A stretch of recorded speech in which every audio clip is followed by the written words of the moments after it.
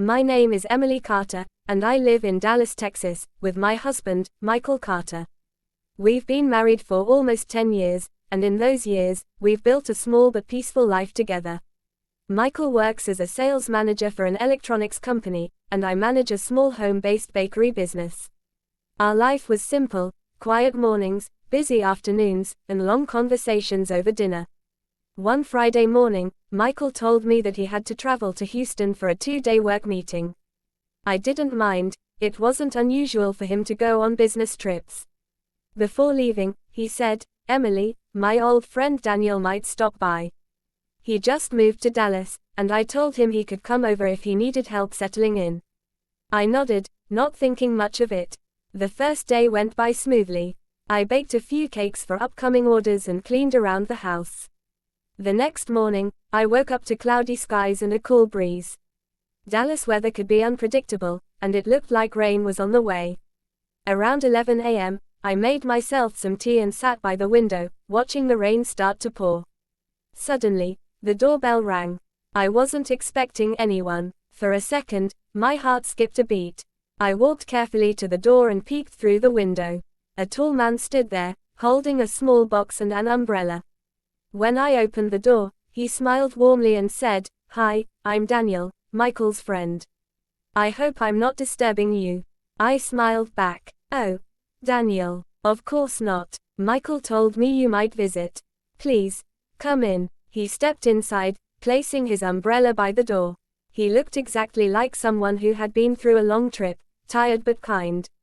He explained that he had just moved into a new apartment nearby and wanted to drop off a small thank you gift for Michael, for helping him find a place. The box he brought contained a set of hand-carved coasters from his hometown in Colorado. They were beautifully made, and I thanked him. "Michael will love these. He's always collecting little handmade things." Daniel laughed. "Yeah, he mentioned that. We used to compete back in college, who could find the best handmade souvenir from our trips." We both sat in the living room for a while, drinking tea and talking about old college stories. Daniel shared a few funny moments about Michael that I'd never heard before, how he once got lost during a hiking trip and had to bribe a kid with his sandwich to show him the way back. I laughed so hard that my stomach hurt. After a while, the thunder outside grew louder, and lightning flashed across the sky. The power suddenly went out. "Oh no," I said, getting up to check the breaker box. Daniel followed me, offering to help. After a few minutes, the lights flickered back on. "You're lucky I'm handy with these things," he joked.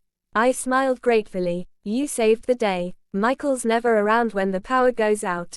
Daniel chuckled. "That's what friends are for." As the rain continued to fall, I insisted he stay for lunch.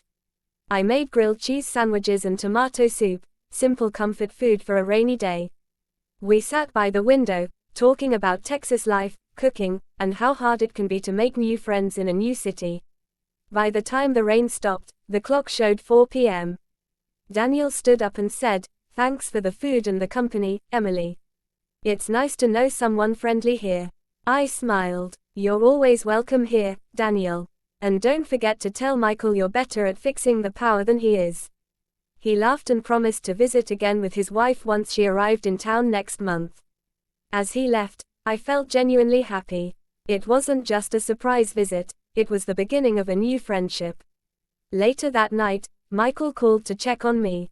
I told him everything that happened, and he laughed when I mentioned Daniel fixing the lights. "That sounds like him," Michael said.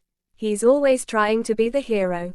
When Michael returned home the next day, he opened Daniel's gift and smiled. "You know, Emily, he was one of my best friends in college. I'm glad you two met." I realized then how small, unexpected moments could brighten life in the most ordinary ways. What started as a quiet, lonely day had turned into a reminder that kindness and friendship often appear when you least expect them. And every time it rains now, I look out the window and smile, remembering that afternoon when an unexpected knock brought warmth into my quiet little home.